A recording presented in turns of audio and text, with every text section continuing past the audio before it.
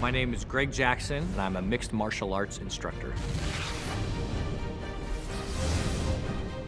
We train amateurs, professionals, and lots of different organizations, but yeah, there's I don't know how many we've got, 20, 25 maybe in the UFC, something like that. It's a crazy number. Definitely the biggest camp in the UFC, for sure.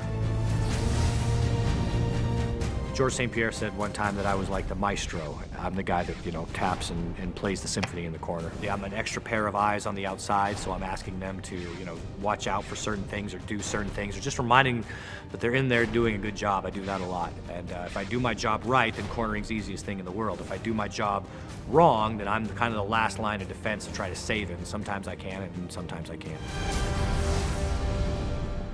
Well, a decision tree can be looked at either microly or macroly, and macro is a lot easier to understand. Macroly, you can say, do I want to throw a left punch or a right punch? That's called a cluster. Well, imagine if you could do certain movement patterns to make that fight predictable. So say, I am going to move in a place where all he can do is hit me with this right hand.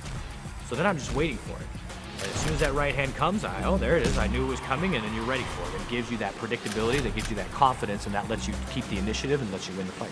That's a very important concept. So if you start thinking like that, you're not just thinking, okay, I'm going to come out and I'm going to throw 2 jabs and a right hand, and then I'm going to see what happens.